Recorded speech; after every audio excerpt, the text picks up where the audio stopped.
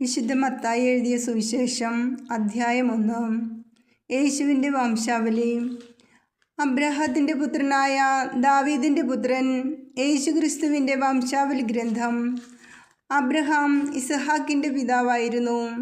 ഇസഹാക്ക് യാക്കോബിൻ്റെയും യാക്കോബ് യൂദായുടെയും സഹോദരന്മാരുടെയും പിതാവായിരുന്നു. താമാറിൽ നിന്ന് ജനിച്ച പേരസിൻ്റെയും സേറായുടെയും പിതാവായിരുന്നു യൂദ.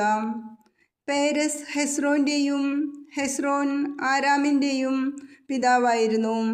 ആരാം അമിനാദാബിൻ്റെയും അമിനാദാബ് നഹ്ശോൻ്റെയും നഹ്ശോൻ സൽമോൻ്റെയും പിതാവായിരുന്നു.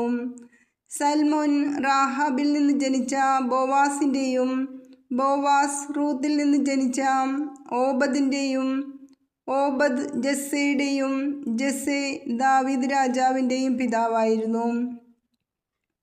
ദാവീദ് ഊറിയായുടെ ഭാര്യയിൽ നിന്ന് ജനിച്ച സോളമൻ്റെ പിതാവായിരുന്നു.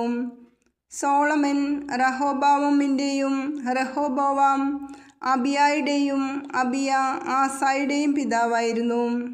ആസ യോസഫാത്തിൻ്റെയും യോസഫാത്ത് യോറാമിൻ്റെയും യോറാം ഓസിയായുടെയും ഓസിയ യോധാമിൻ്റെയും യോധാം ആഹാസിൻ്റെയും ആഹാസ് ഹെസക്കിയായുടെയും ഹെസക്കിയ മനാസയുടെയും മനാസെ ആമോസിൻ്റെയും ആമോസ് ജോസിയായുടെയും പിതാവായിരുന്നു. ബാബിലോൺ പ്രവാസകാലത്ത് ജനിച്ച യാക്കോണിയായുടെയും സഹോദരന്മാരുടെയും പിതാവായിരുന്നു ജോസിയ. യാക്കോണിയ ബാബിലോൺ പ്രവാസത്തിന് ശേഷം ജനിച്ച സലാത്തിയേലിൻ്റെയും സലാത്തിയേൽ സൊറബാബേലിൻ്റെയും പിതാവായിരുന്നു.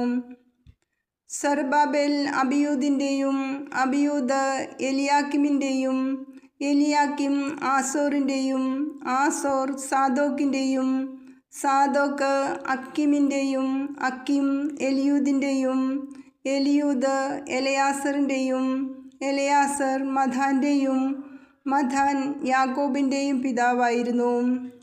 യാക്കോബ് മറിയത്തിൻ്റെ ഭർത്താവായ ജോസഫിൻ്റെ പിതാവായിരുന്നു. അവളിൽ നിന്നും ക്രിസ്തു എന്ന് വിളിക്കപ്പെടുന്ന യേശു ജനിച്ചു.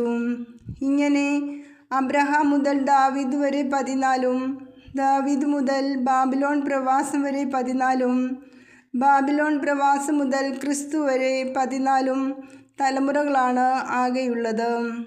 യേശുവിൻ്റെ ജനനം. യേശു ക്രിസ്തുവിൻ്റെ ജനനം ഇപ്രകാരമായിരുന്നു. അവൻ്റെ മാതാവായ മറിയവും ജോസഫും തമ്മിലുള്ള വിവാഹ നിശ്ചയം കഴിഞ്ഞിരിക്കെ അവർ സഹവസിക്കുന്നതിന് മുൻപ് അവൾ പരിശുദ്ധാത്മാവിനാൽ ഗർഭിണിയായി കാണപ്പെട്ടു. അവളുടെ ഭർത്താവായ ജോസഫ് നീതിമാനാകയാലും അവളെ അപമാനിതയാക്കാൻ ഇഷ്ടപ്പെടായകയാലും അവളെ രഹസ്യമായി ഉപേക്ഷിക്കാൻ തീരുമാനിച്ചു.